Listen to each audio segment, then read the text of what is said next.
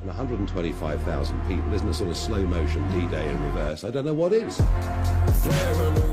Anderton only hired by Reform in the month that Farage himself announced he'd stand in the election.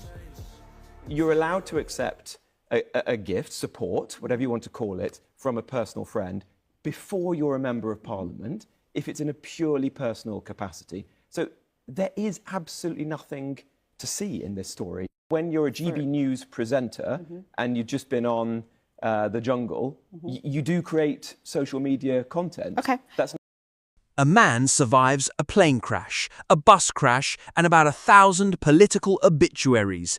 Yet somehow, the thing that's supposed to finally sink him is a mate who went to prison in America decades ago.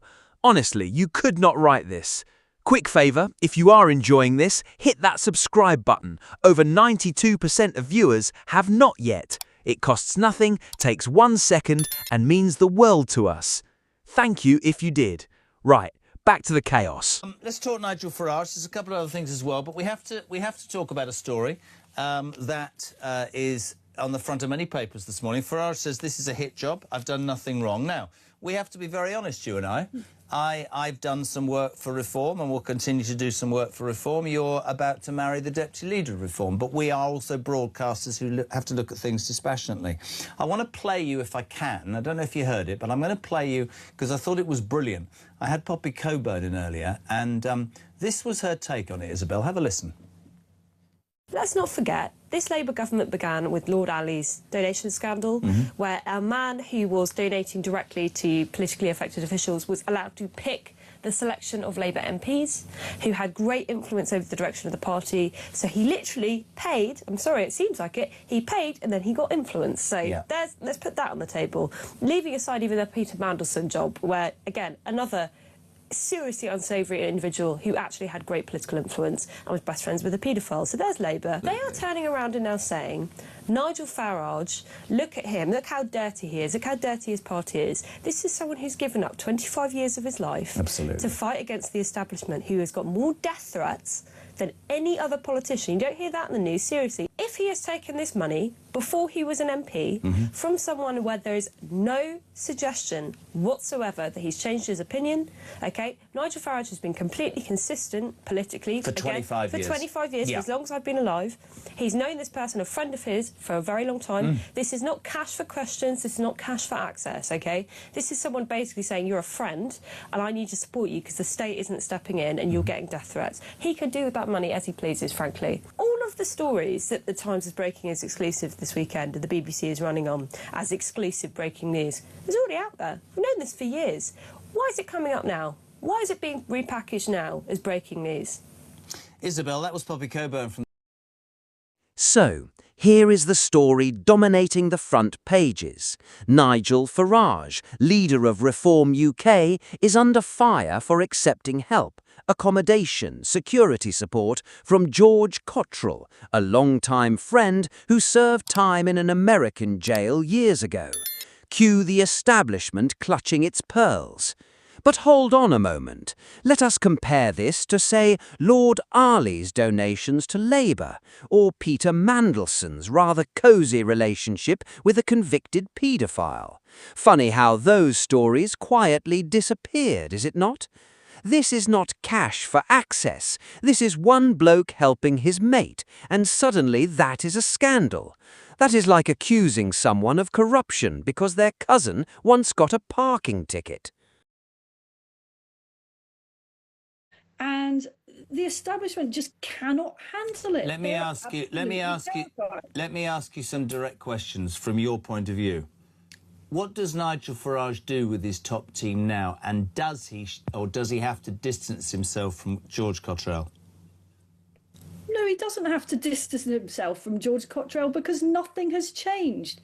Everybody knows George's background. I happen to believe, and I think millions of good British people believe the same, that people deserve a second chance. His history is history. It's just that. It was a very long time ago. He was a very young man. You know, I was peripherally around George Cottrell at that time. In fact, I was on the very same plane as he was when he was met off the plane by law enforcement in the US. So I know that story inside out. He is a very, very different character today to the young man that he was then.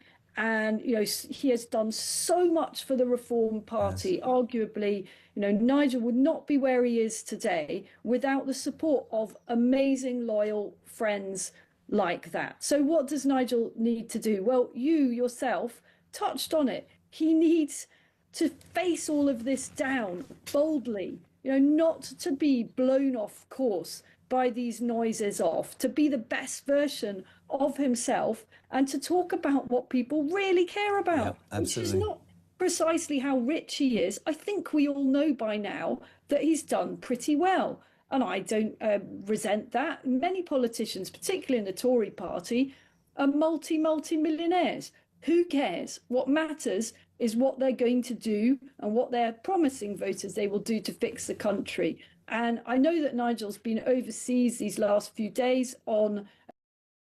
Now here comes the real question. Why now? Why, after 25 years of Farage banging the same drum, does this suddenly become breaking news? Almost as though someone, somewhere, decided the timing was rather convenient.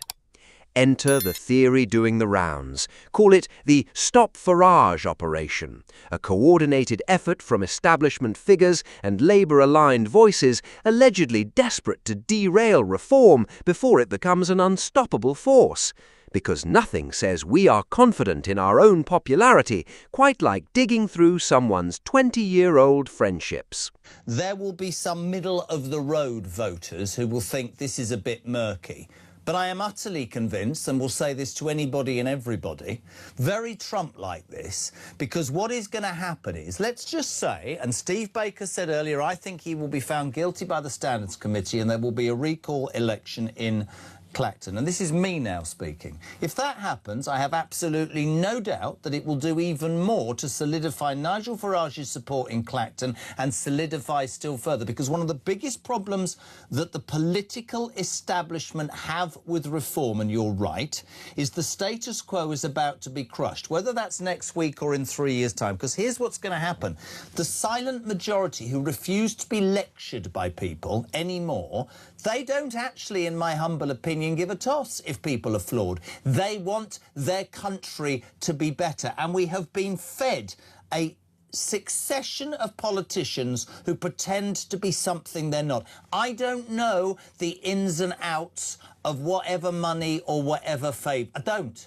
I know one thing, and Poppy's right. There is only one person who has consistently said things that many of us have only picked up on in the last 5, 6, 7, 8 years, but this man's been saying this for 25 years. If I was advising Nigel, would I tell him to be on the front foot more? Absolutely. Trump was accused of every conceivable crime and he came out and he won a majority. Would I stand in front of my people if I was Nigel and say, there might be this, there might be that, but you know what I'm interested in? Stopping the boats, dealing with knife crime, having a bloody national grooming gangs inquiry, all those things that people who support reform believe in. I don't know. Maybe he needs to look at his top team. Maybe he needs to distance himself from George Cottrell. Maybe he just needs to ignore it.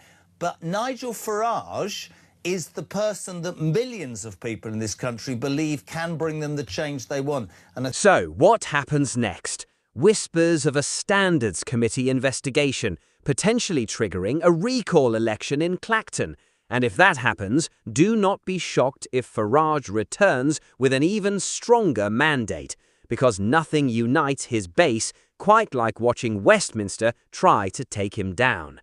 It is beginning to feel rather familiar, is it not? Establishment panics, launches an attack, and the attacked figure walks out stronger. Sound like anyone across the Atlantic? Politics in Britain has genuinely never been this entertaining or this unpredictable. Thank you ever so much for watching, and we shall see you in the next one.